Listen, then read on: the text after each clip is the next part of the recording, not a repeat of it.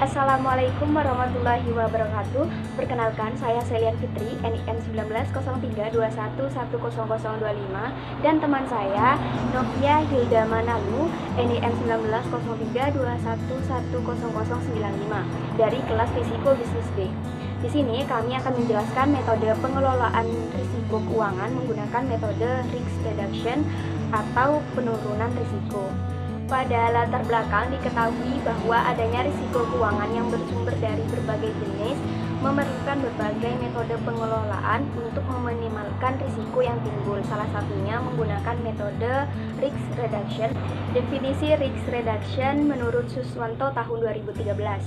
Risk reduction atau penurunan risiko merupakan suatu metode yang digunakan untuk mengurangi kemungkinan suatu risiko yang ada, ataupun bisa untuk mengurangi dampak kerusakan yang dihasilkan oleh suatu risiko.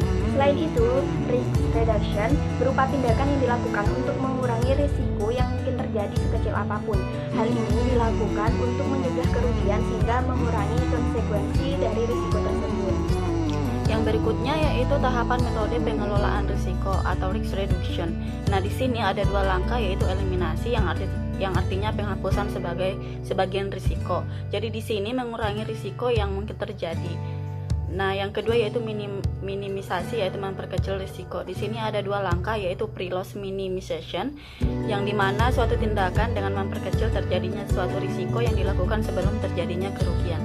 Yang kedua post-loss minimization, yang artinya suatu tindakan untuk memperkecil terjadinya suatu risiko yang dilakukan sesudah terjadinya kerugian.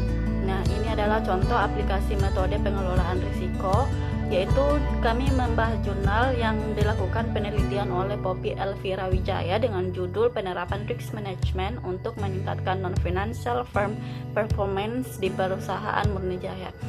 Jadi di sini analisis dilakukan di mana pengelolaan risiko yang dikategorikan sebagai high risk.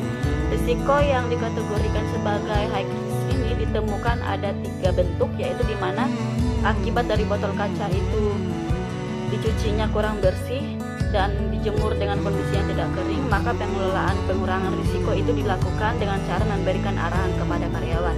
Yang kedua, keterlambatan pengiriman bahan baku menjadi timbulnya risiko pada keuangan. Jadi pengelolaan risiko itu dilakukan dengan cara mengurangi risiko, yakni dengan memesan bahan baku lebih awal dari seperti biasanya yang dilakukan. Yang ketiga itu penahanan polisi akibat dari tindakan yang tidak memenuhi syarat.